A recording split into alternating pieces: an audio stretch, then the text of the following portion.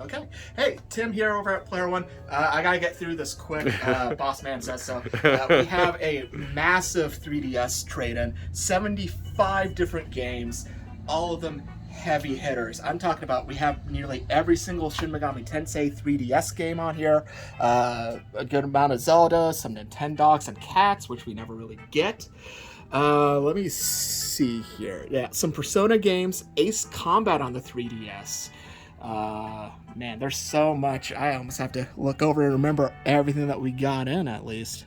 This is crazy. A lot of Pokemon games, Fire Emblem. Do I have it up here? Luigi's Mansion on the 3DS.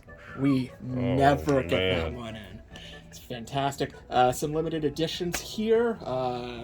Etrian Odyssey games. Not all of them on 3DS, but a good chunk of them. And real quickly, this Pokemon Sun and Moon, it is both games. Wow, that's neat. In a pre-order steelbook. That's cool. Yeah. Good stuff. And then over here, some GameCube games. Breath of the Wild on Wii U. Yeah. The best version. Okay, out of Exactly. out of these 3DS games, which one is your favorite? Which one or two? Oh god, that's a good question. So you were coming I don't want to be like, Radiant Historia again, like the 3D, like the original DS one we got in a few weeks ago, or at this point, a few months. Bravely Default is probably still going to be my favorite, though. It's literally Final Fantasy without the Final Fantasy name. Yeah. Well, Pretty that's much, awesome. yeah. Well, guess what I'm going to talk about, Tim? Here, I'm going to have you take over. What are you? See this right here? Oh, don't look at that, guys. Here we go. Right. Here we go. All right, guys. All right, nice and smooth. We have here in my hands a TurboExpress, and it just lets you know it has been recapped, which is the biggest issue on these guys. So this has got brand new capacitors in it. We just got it in yesterday, and I'm just going to talk about just a little bit. Did I own one of these? Yes or no, Tim? I'm going to guess. Sure, at one point you did. Later on. I guess whenever it was new, I didn't own it, and here's why. It came out in '91, right? If I remember right.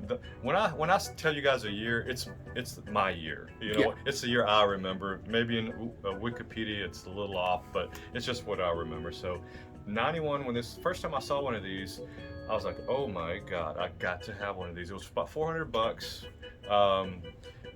But the reason I didn't get it is because the TurboGrafx 16 in '91 was dying, and everybody knew it. We all knew that it was dead, and so I thought to myself, man, do I want to buy this system? I can, it has about 100 cartridges in the library.